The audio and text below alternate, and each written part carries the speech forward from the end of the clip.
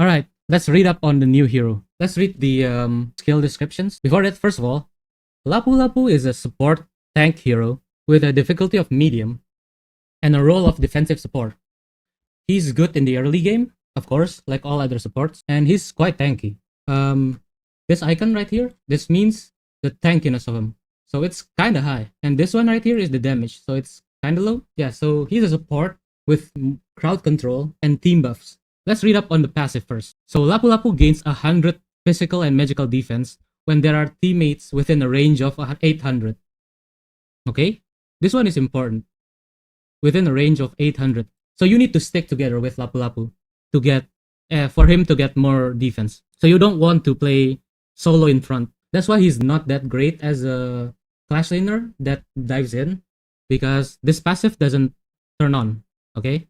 And also, the teammate with the lowest health also gains this bonus. Pay attention to this. This is more for the clash laners that wants to go in, like Align, like Miyue, like Baishi.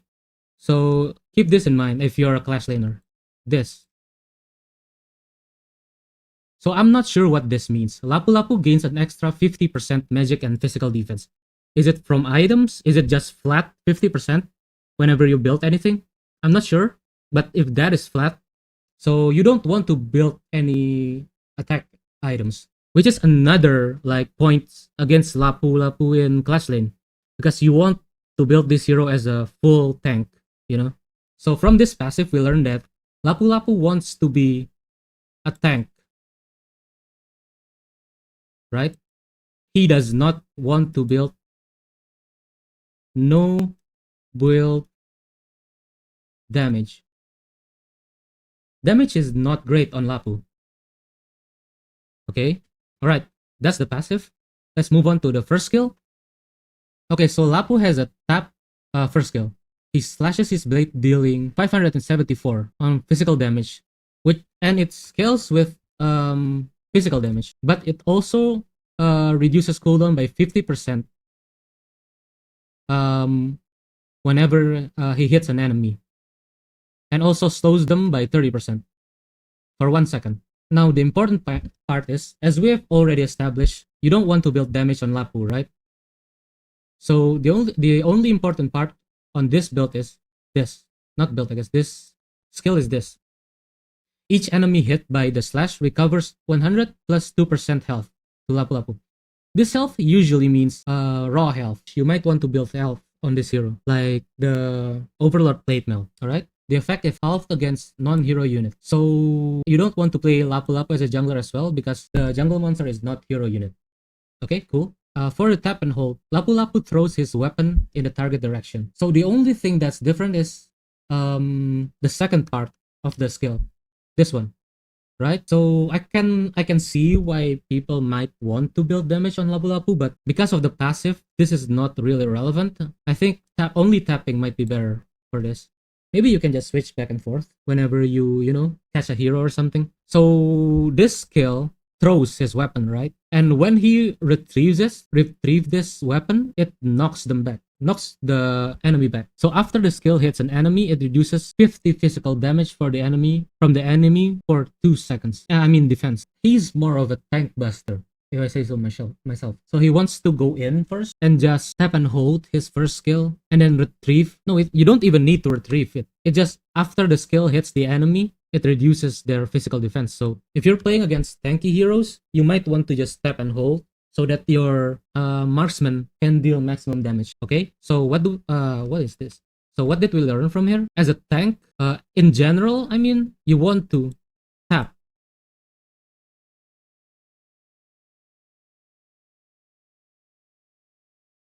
Okay, and when you're going against like tanky enemies,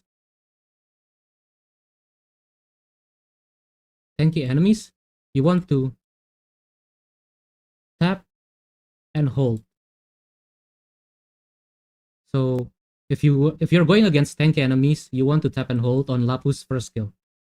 Cool. Now the second skill, Lapu Lapu chases the target direction, dealing that amount of damage to enemies and launching them 0.7 seconds. After the enemy lands, they are slowed immensely for 1 second. So I'm not sure how many percentage is slowed immensely, but this is your chase down skill. Chase down or initiation.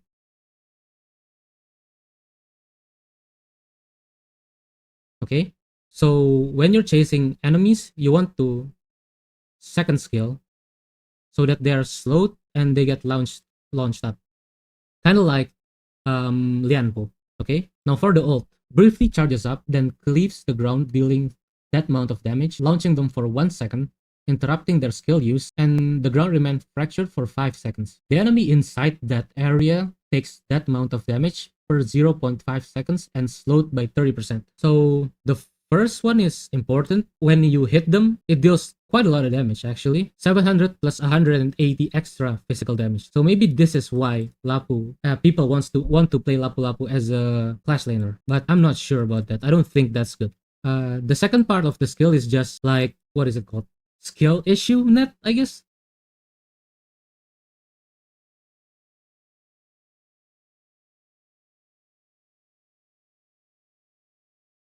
You know?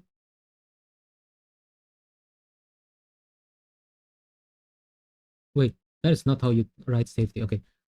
The second part is just a skill issue safety net because it's just a crappier version of his like first effect, right? So you want to hit this because it launches them for 1 second. That is a lot of time, you know? And if you can't hit them, don't worry because you get this safety net. Cool. Now, what are his combos? Let's watch. Okay, can we fast forward there?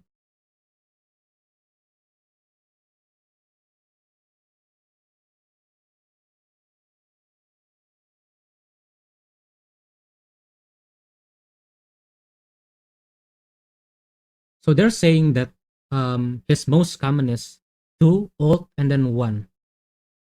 So you want to gap close with the second skill or initiate with the second skill and then ult, right that, and then first skill. I think you want to tap it, right? You want some healing.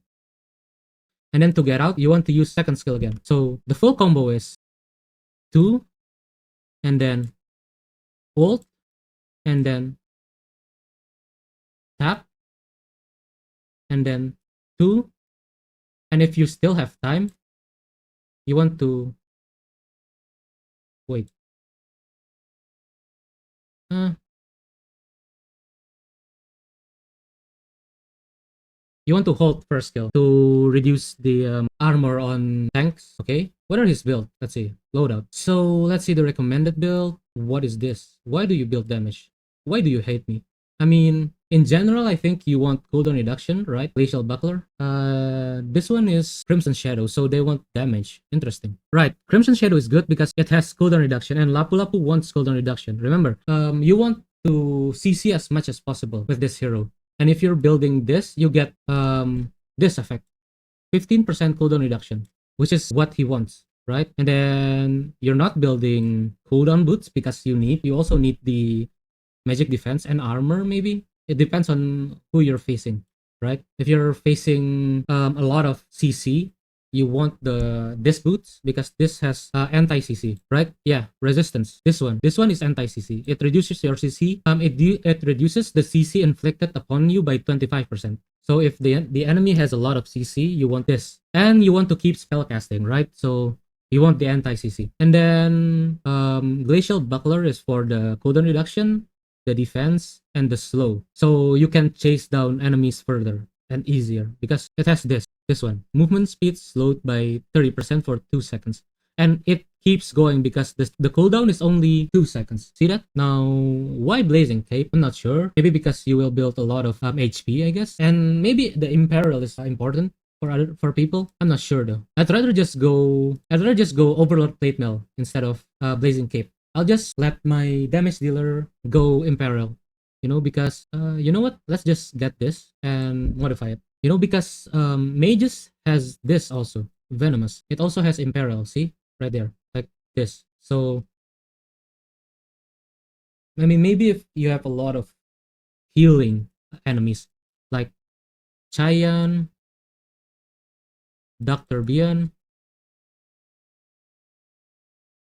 Augran, and the likes. But if there's no enemy that heals too much, I don't think you need this, right? I'd rather grab this for the heals so that you can just keep fighting because this recovers a lot and it increases HP by 4%. And remember, the first skill, the tap first skill, kills with HP, right? And I mean, usually tanks only get like this until the end game. For a longer game, maybe you want this for the magic defense and the burst resistance. And remember, this passive, the Guardian passive, also works on physical damage. Whatever damage, if they deal 30% damage of your health within 3 seconds, so any instance of damage, physical, magical, pure, whatever, you get this passive, which recovers your health by this much. And the cooldown is really short. It's only 7 seconds. So you use this once, you get out of it because you might be low, and then you go back in and you already have this again. All right? You understand? And the last item, Frigid Chart.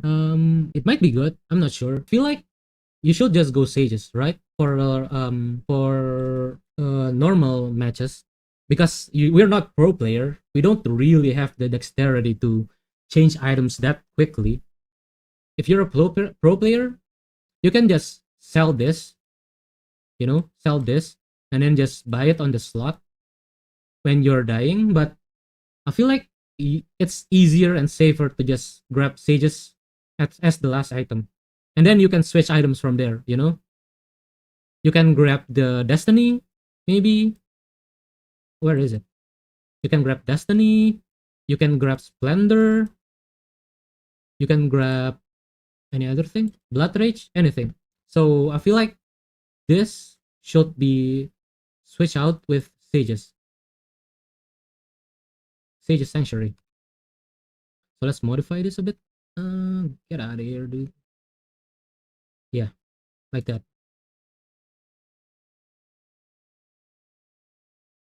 And then after that, you can queue up Destiny, so you can keep fighting a bit for a bit after your sages exploded, or maybe Blood Rage, so that you can keep Blood Rage first and then Sage Destiny, I guess.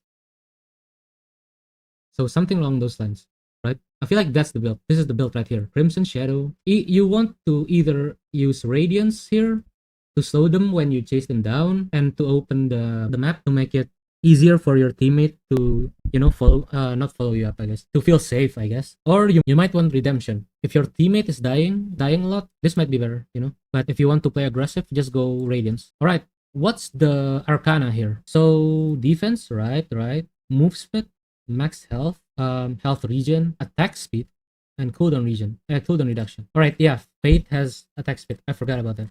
Maybe I will change one to Fortify instead, because you're not losing a whole lot, right? So cooldown reduction is 5.4. I recommend this Arcana.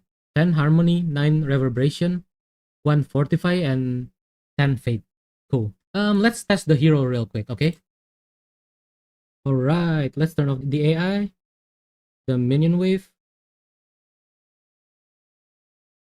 Get myself level 15. Get as much gold as I can. Get a dummy. So what was the combo again? I think this, right? Can I do this?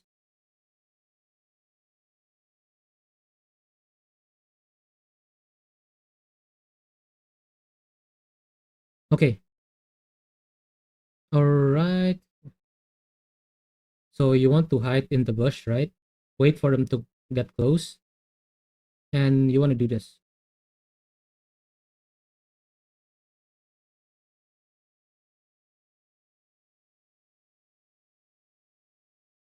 And if they're tanky, you want to go there and do that. Okay. So that's it for Lapu Lapu, I guess. That's it for the newest hero in HOK.